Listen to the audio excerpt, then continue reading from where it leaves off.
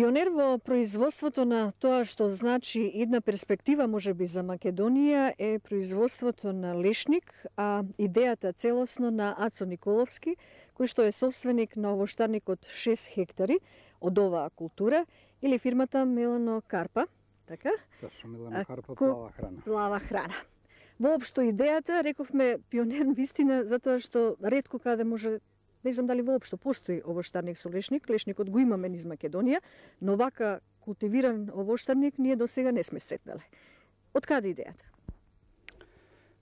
Па пред све предизвик беше идејата, затоа што се уште насад немаше во Македонија, иначе целокупната програма е изработи Институтот за овоштарство при Факултетот за земјоделски науки и храна, благодарение на професор доктор Радар Русевски и доктор Тошо Арсов. Така да све почна некаде на почетокот на 2006 година, кога се направи договор за испорака на 5000 садници култивиран лешник, кој ноември истата година беше засаден, 8 хектари, ќе ве поправам дека целиот насад, односно 4500 садници, за кој се потпиша договор, се изработи план, се изврши педолошки состав, вертикални пресеци, се правеше сидерација, се правеше риголовање, сите фази што се пропишани, како што милува да кажат професорите. Значи, буквално по книга. Буквално, све, значи, све е по ПС. Изработено, така да заклучно со оваа година се комплетира веќе системот капка по капка. Така да веќе влеговме во завршницата на 4-та вегетацијска година, така да се најверојатно веќе од наредната година ја очекуваме првите плодови што се однесува од овој насад на лешник. Во оваа зборам јас еколошки чиста средина. Во моментов се наоѓаме, значи насадов е во Долна Дебарца, во близината на село Злести, со надморска височина од 820 метри, со воден талок кој е 800 до 900 мм воден стоп на годишно ниво, со 275 до 280 сончеви денови, значи идеалните услови за култивација на оваа култура. Имате систем капка по капка. Со водата имавте ли проблеми? Проблеми стално ќе имаме со водата, меѓутоа 90% задоволуваме условите, значи потпишавме договор, донесовме вода некаде цирка 3 километри, потпишавме договор со водната заедница од локалната самоуправа. Меѓутоа, овошниот насад веќе од наредна година влегува во 5-та година вегетацијска, така да веќе алтернативна вода, сакале или не сакале, мораме да обезбедиме, за да не оставиме на случај дали годината ќе биде влажна или нема да биде влажна. Змислувате и на финализација на производот. Видовме дека веќе нешто и набрано е оваа година.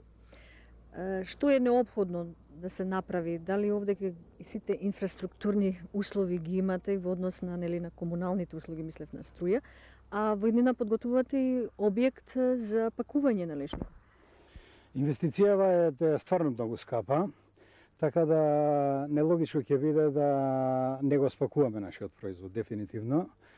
Направивме, значи, пренамена на делот земјоделско во градежно земјиште, донесовме урбанистички проект, направивме и главен проект, така да стапивме во контакт со луѓето од ИПАРТ, средството од Министерството за земјоделие, така да во наредна фаза со проредување на лешникот планираме да изградиме еден производно-преработувачки комплекс, а иначе проблеми постојат и ќе постојат. Факт е дека немаме струја во моментов. Таа е вистината. Имаме договор пасивен кој стои во ФИОКа, потпишан уште пред 3-4 години со ЕВА на однос на електростопанство на времето. Меѓутоа износот е релативно голем и апелот во моментов е тој да што може да се направи, односно зашто да се двојат домашниве од странските инвеститори. За странскиот инвеститор се обезбедува комплетна инфраструктура, зборам за приватниот не, со тоа што, например, ние вода носевме цирка 2,5 км 3 за да ја донесеме овдека. Заградена е целата површина во должина од 2 км и 200. И ова е фабрика, и ова е инвестиција. Јас зборам дека буквално и ова е фабрика, само што нема кров.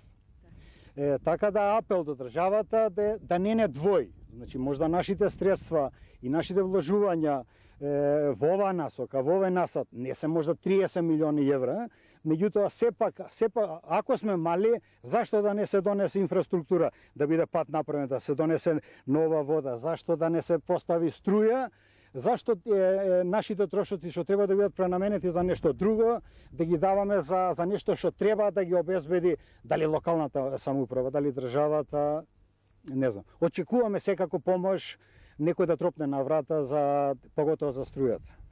Овдека сте во рурална средина каде што и фактички се заживува локалното население. Овие села треба да живеат, овде се и вработуваат.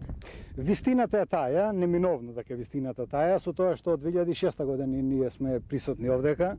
Значи тројца луѓе се запослени од самиот почеток на работа на оваа парцела и уште сезонци, ја и самиот не им знам број. Факт е дека со изградба на производно-преработувачкиот комплекс накнадно ќе се запозат уште 10-15 луѓе. Значи покрај лешникот ќе се преработува можда и шумски плодови, можда ќе се преработува шумски вегаби, така да сепак некој нека мисли, затоа што во радиус од 2-3 километра населено место овдека немаме. Вистината е да сами сме оставени, така да значи сме дојдени во срцето на една рурална средина, меѓутоа дефинитивно премногу зелена и убава, така да државата малце да посвети внимание, значи многу малку треба за да се култивира ова и да се види некаде во светот. Но да се вратиме се на најстручниот дел. Иако не сте агроном, но вие веќе длабоко навлеговте во правилната агротехника за лешникот. Треба ли многу знаење, треба ли многу нега, дали може да ги нападне некој штетник, болест? Како материја, значи пионир сум во Македонија, во соработка со катедрата за овоштарство. Сепак, јас зборам, све што и да е диво растение лешникот, све што е култивирано од човекот, бара заштита. Значи, неминовно е тоа. Така да, меѓутоа, не може да го ставаме во ранг за заштита како јаболкото, како лозовиот насад, меѓутоа сепак бара заштита. Значи, бакарот сега во октомври месец мора да помине, ќе дојде април месец, мора да помине со Нурел Д или не знам што, против црвеното пајаче и гасеницата. Да не оставиме на случај што ќе каже времето дали ќе врне или не, ако врне ќе се појави монилија или пепелница, сепак треба да се третира. Меѓутоа во целина земено сепак да е со 2, 3, 4 третирања да процесот е завршен. Исто така треба многу храна. Дефинитивно е многу храна треба, затоа што кореновата маса, главен коренов систем лешникот нема. Најдлабокиот корен е некаде околу 50 на сантими. Значи све што ќе влезе во тие 50 на сантими со водата се и вцедува, така да бара континуирано подкренување, значи буквално 2 до 3 пати во годината, дали со арско или со комбинувано вештачко ѓубре. И главното е што треба дефинитивно многу вода. Трошиме на годишно ниво 3 до 4.000 метри кубни вода, односно минимум 1000 литри за секое дрво, за да спасиме испарувањето, за да спасиме излегување на тревата. Така да дојдовме до идеја, така да на овие 4500 садници ставивме 9000 вреќи јутена вреќа, односно конопна вреќа. Вистина треба да биде дрво. Најдов некоја статија да работена во Босна, испод Игман, од некој научен кадар од тоа време, дека сепак неспоредливи се приносите во однос на приход, односно од поголема количина на лешник од 6 родни гранки, него од единачно од стебло. И доаѓаме до на клучно прашање, вие сте вложиле многу, значи во овој овоштарник, сепак треба да се гледа некаков профит, бенефит од сето ова што сте го вложиле, инвестиција. Дали гледате колкава е цената на светскиот пазар и мислите ли дека ќе има добар профит од продажбата на лешниците овде во Македонија или пак целта ви е извоз?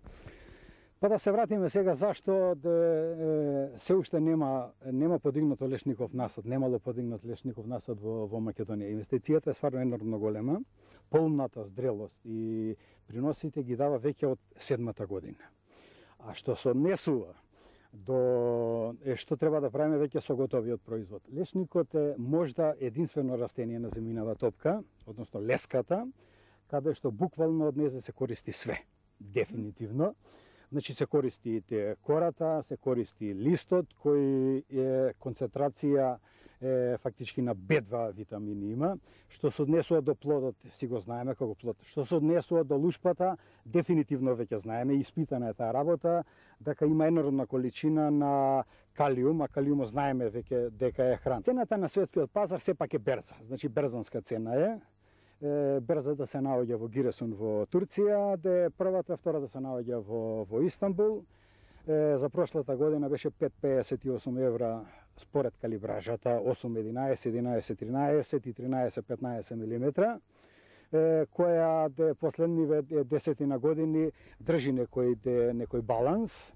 Така да што ме берзанска цена не можеме ние ни да креваме ни да спуштаме, де некој друг одлучува да во моментов за тоа. Сепак ние сме многу ситни. 4500 садници се, носител е Истарскиот. Значи сепак потпишаме договор за округол тип на лешник. Носител е Истарскиот. После имаме количина некаде околу 3000 комада, 3000 парчиња. Со по 300-400 парчиња учествуваат Лудолфот и Давијаната како подопрашувачи и ставивме германскиот калски джин го ставивме во мала количина и екстра јаглит. Така да дојдовме, значи онаквото римскиот да биде опрашува со овие помошни други сорти. Еве, вие како пионер рековме, но дали може да ви се приклучат и други вакви, да речеме, во почетокот ентузијасти, затоа што, како што рековте, сега вложувате се уште ништо немате вратено од оваа инвестиција, да ви се обратат за некаква помош, за да може би и во други делови на Македонија да имаме вакви овоштарници, онаму каде што може да се гледа. Дефинитивно би бил презадоволен, мада веќе четврта вегетацијска година и јас сум присутен овдека, има најави, меѓутоа све ентузијасти се, значи парцијално кога правиме муабет за количина од 100-200 до 500 комада, се уште нема никој најава. Сепак ја не сум тој што можам да кажам, сепак катедрата за овоштарство ја знае причината, а иначе ако правиме муабет за некоја си конкуренција, најмал проблем за тоа што светски дефицитарен производ е. Целата работа во лешникот е кој може да ги издржи тие 6 или 7 вегетацијски години, додека почне растенијето да ги враќа средствата. Со Made in Macedоnia да излезуваме лешник. Таа е вистината. Цената на лешникот зависи од берзата. Таа е една од цените 5,58 што ја спомна нашиот соговорник. Секако дека таа се менува, но сигурно е дека во иднина ваквиот вид на производство, ваквиот плод, бидејќи го нема доволно, може да има и повисока цена. Сето тоа како мотив може би да ве заинтересира и вас за да започнете со ова производство. И како секогаш во емисијата Аграр со нови идеи, со презентирање на она што значи почеток и развој на земјоделството, но исто така и на страна на земјоделците да го добијат она што значи валоризирање на нивниот труд. Но пред се работиме на развојот на македонскиот аграр, бидејќи сакаме да ја видиме Македонија во европски рамки во делот на рентабилното производство. Тоа е намената на оваа емисија. Верувам дека денеска го задржавме вашето внимание. За сите оние прилози кои што ги видовте во емисијата, останете со здравје. Се гледаме за 7 дена. Довидување.